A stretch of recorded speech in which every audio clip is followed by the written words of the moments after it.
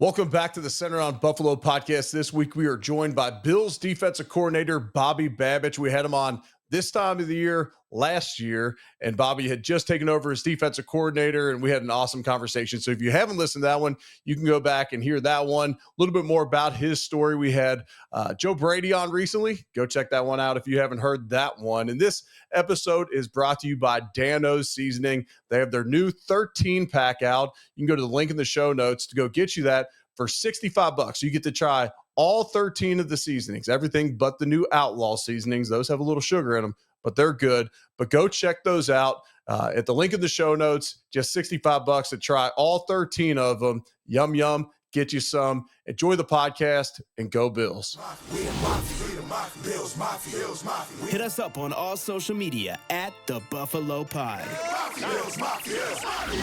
Bobby, welcome back on the podcast, brother.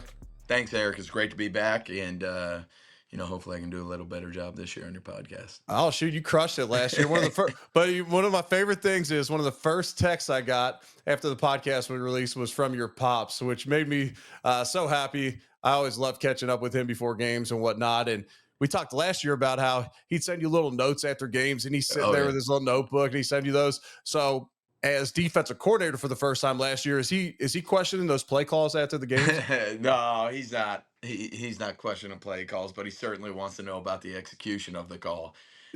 So like I said, he'll still have his note card, and he knows exactly. It's pretty interesting. He does a pretty good job of being able to watch the TV copy, as O-lineman.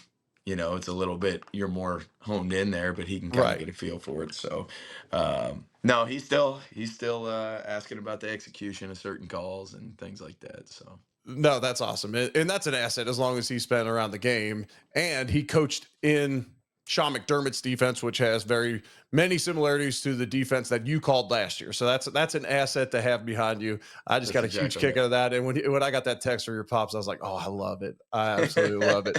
All right. I'm sure he'll listen to this one too, Eric. So no doubt. I'm going to send it to him directly now that I know he's tuning in. So yeah, there's no question about that. How do you feel about the defense coming out of the spring, heading into this little break before training camp? Yeah, we put in a lot of work.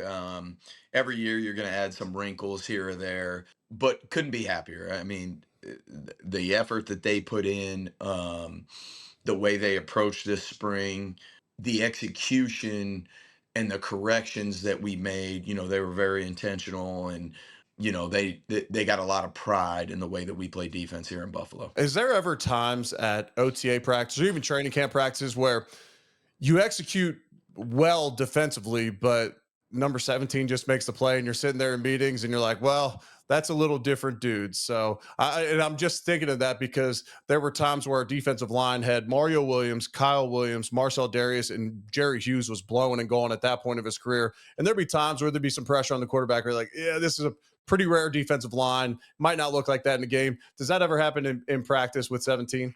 Oh, yeah. There's no doubt. I mean, even, I remember back, even when he first started here and I was coaching the safeties, like he would do some things just that were very unique, compared to having been in the league as long as I've been in the league.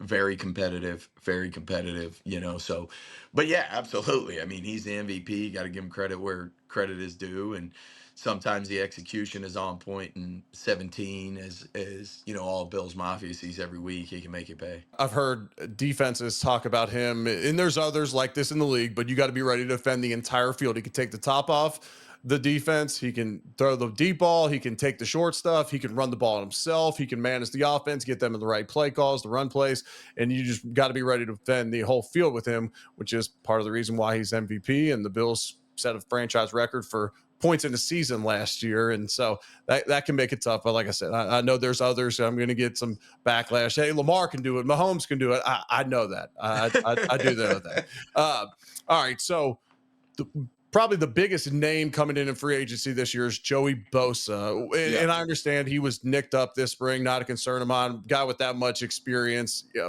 he could not show up the entire spring, and you feel pretty confident what he can do rushing the edge. But what type of difference maker can he still be at this point of his career when he's healthy? Yeah, Joey's a very technical rusher. and as you said, a little nicked up, so we didn't get to see, the things um, that we necessarily wanted to see. But things happen, and he was here every day this spring. Credit to him. Wanted to get to the most important thing is to know his defense, or to know his teammates, excuse me, and then know our defense and get acclimated to this environment and this culture and all those type of things. But no, I mean, Joey Bosa is a proven guy. I know I can't remember what year it was, but he had a pretty good game here in Highmark Stadium a couple of years ago. Uh, and just really excited to get him out on the field. He brings, hate to say it, but statistical, pluses for defenses and those type of things. But he's totally bought in, and can't wait to see him once we get to training camp. And I know he'll be ready to go. Yeah, I'm excited about it too. He's a guy, we played him young in his career back in 2017, Yep. and he was a difference maker. They had him, and I think it was Melvin Ingram was still there on the other side, and that was a pretty tough duo out there on the edges for our tackles. We got lit up in that one. But anyways, that was the Nathan Peterman game out in LA. So Yes, yes, yeah, yes, yeah. yes, We'll yes. we'll get past that one quickly. We'll choose to move on from that We'll game. get past that one quickly. All right, one of the guys that we brought in this offseason that I'm really excited about, a guy who I've noticed on film, on broadcast, we played against the Rams last year, was Michael Hoyt, and just his position flexibility. So how excited as a defensive coordinator do you get when you bring in a guy like that, where you're saying, okay, we could literally play him on almost anywhere on either of the first two levels of the defense? He's been a guy, and I've said it before, that we've looked at for a couple years. He went through, I think, the restricted free agency before and some of those things. And, you do your due diligence for all the guys that you could potentially target, but unique skill set. I think the thing that differentiates him is his energy and his physicality. Extremely smart. You can tell he played in the Ivy League. But really excited about having Hoyt. Not only is he a really good player, he's a really good dude, and we'll see, what we can do with him. Yeah, yeah. His physicality stands out when you watch him. As a former offensive lineman, like, we don't love those guys that you can move around. So now we all got to prepare for him. He can play the three technique and get out on the edge. He can play kind of off ball linebacker outside. Those guys are tough for us to deal with because we all have to prepare for him.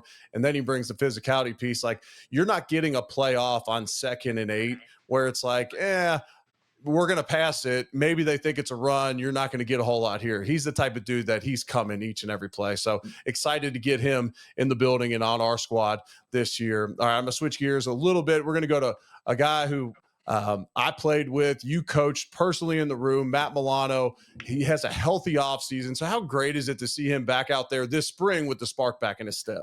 Yeah, I'm really happy for Matt. I mean, last year I know it was tough on him. It was tough on him. And it wasn't anything, Matt's a ultimate pro. He takes care of his body. He makes sure that he's ready to go. You don't have to question whether Matt Milano is going to be in shape or anything of that nature. And um, it's really good. And I think, like anything, Eric, as you know, even on the offensive line, when you have a guy playing next to you and it's a consistent deal, when you talk about him and TB, or even just the linebacker room in general, um, there's a camaraderie there. Right. There's a feel for one another that you develop, and I think that's really important. And look, the biggest thing for Matt, I'll never put expectations on players. The biggest thing for Matt is just being able to stay healthy, and to see Matt having fun with with the availability piece. And we all know what Matt Milano can look like when he's healthy and in a rhythm, and hopefully, we get that. Yeah, and we saw more of that towards the end of last year. And, it was honestly tough on me to watch at times from the booth, where I'm like, Matt makes that play 9 times out of 10. And I've been there coming off an ACL before. I've been there coming off a broken leg and whatever it is. And it's just like, it was tough for me to see. And I was so glad to see it come late in the season, finish the season healthy so that he's not heading into the offseason with another surgery or whatever it be. So I was excited to see him out there. And, you know, I'm seeing clips from OTA practices, but looked like he got that bounce back in his step, which is great to see. He certainly does. Let's take a moment to hear from one of our sponsors, and that's Waterboy. You've heard about him on here often. Best electrolyte on the planet, in my opinion. This is my favorite. It's the workout hydration, and these ones have a little bit of glutamine in them. They have a bunch of sodium, replenish you after your workout, give you all those vitamins and minerals that you need when you break a sweat. It's also great to just have first thing in the morning, get that cellular hydration in that I always hear about on my podcast, those health and wellness podcasts. And so go check them out. Use code EWOOD for 20% off, and the link's in the show notes. Okay, so a young guy who's not dinged up, you know, it was revealed, I guess he had a little hamstring deal or whatever, but Maxwell Hairston, he's got that spark. He's got that juice. He's young. He's coming out of Kentucky. I got to see him play against my Cardinals. We got a bunch of Kentucky Wildcats on the roster now, 2 drafted this year on the defensive side of the ball. What'd you see from Maxwell this spring?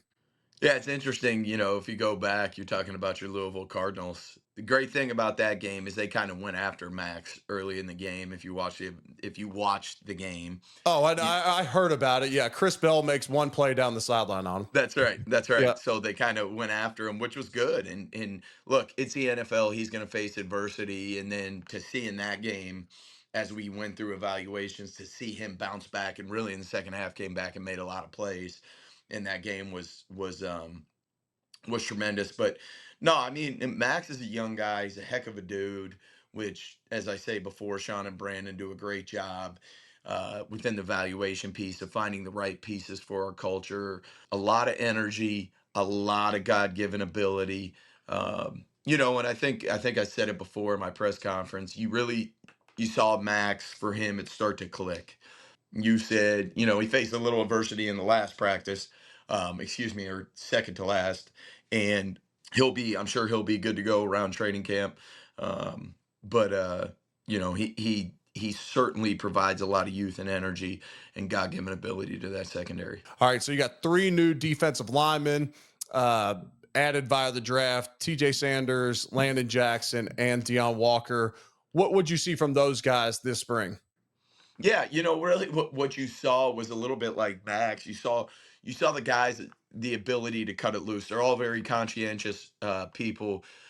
They want to do their job and they want to do it at a high level. And um, I think what you saw was, you know, for any rookie, it's the evolution. You remember back to your rookie year, it's like, oh God, I don't want to screw this up, to the point where it's, okay, here we go.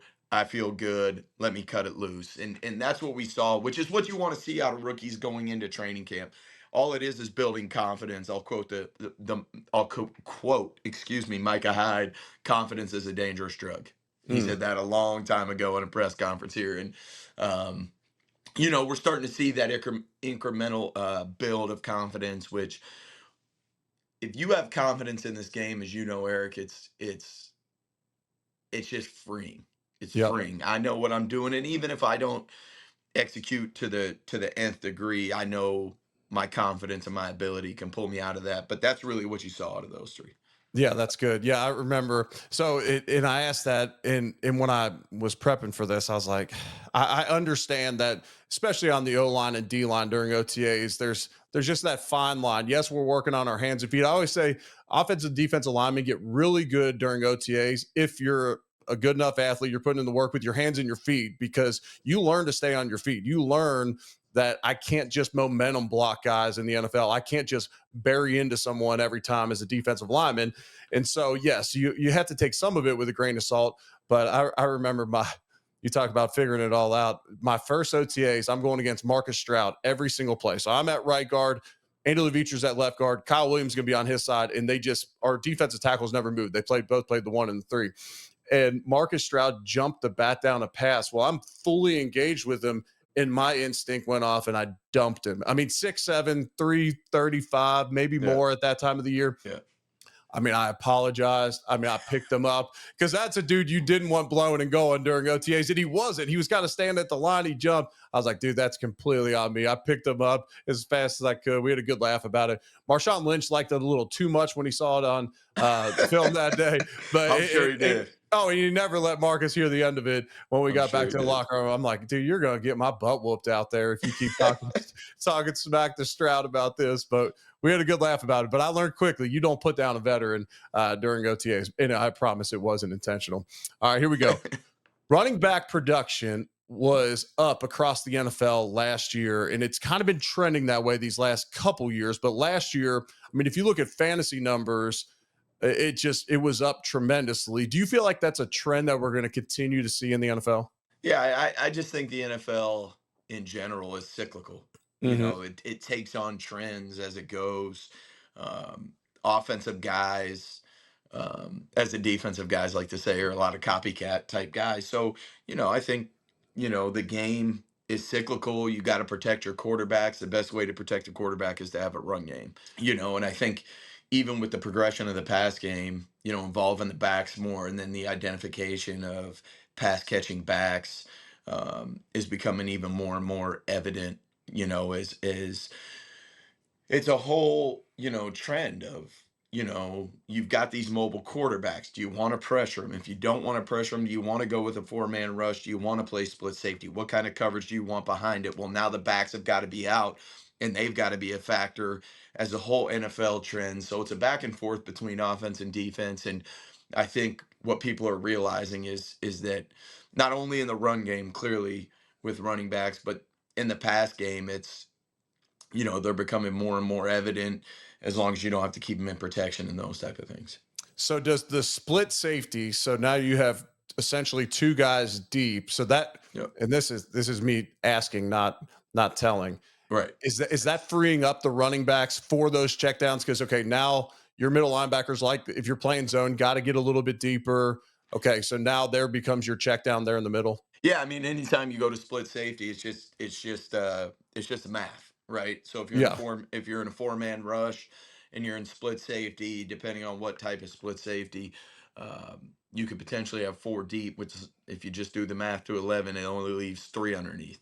yeah. If you go to single high, a little bit different. You got three deep, four-man rush, and now you got four underneath. So, it's just a common thread of, how you want to approach things that week, depending on what your schedule looks like, who you're going against, what the offense is trying to present. And, you're just going to try to put yourself in the best situation defensively possible, to take away what they do best. And obviously running backs become a big part of that. And I know, my son's playing quarterback. He's a freshman in high school, and in my head, I'm always like, know where your check down is, know where your outlet Right. is, know where your outlet is, know where your outlet is.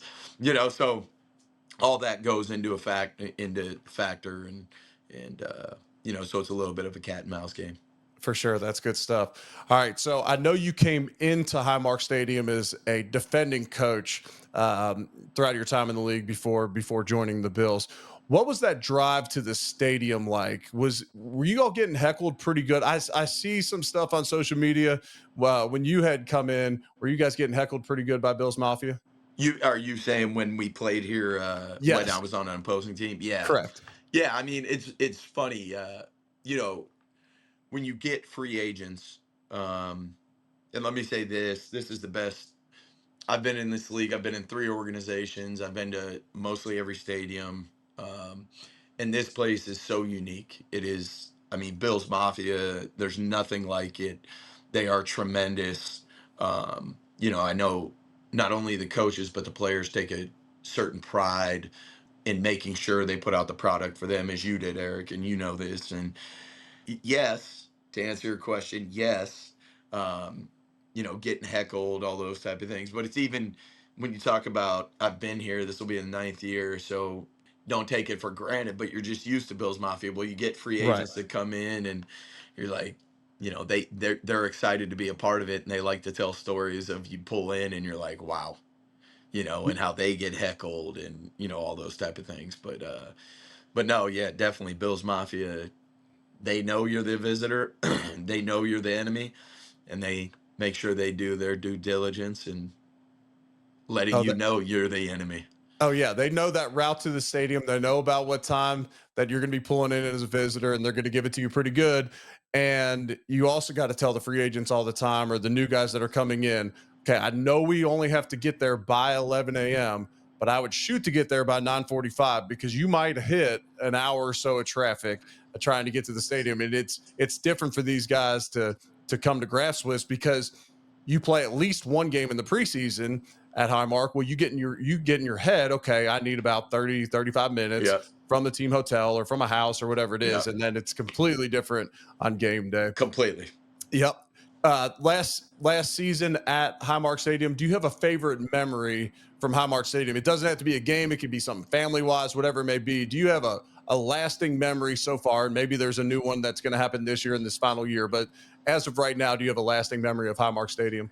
There's probably two that just popped in my head right now. It was pretty cool when um, I think Sean called timeout. Kyle Williams was Mm-hmm. retiring, and the whole sideline, erupted, and the whole stadium erupted. That was pretty cool. Kyle meant a lot to this organization, still does, and he was definitely part of the culture shift. And when you talk about the culture shift, I think also it was pretty unique for me. Obviously, I've known Jordan Poyer for a long time, and him and Micah have become family to us at this point. And I think people kind of knew that it was coming to an end with those two. And I think the last home game, which would have been 2023,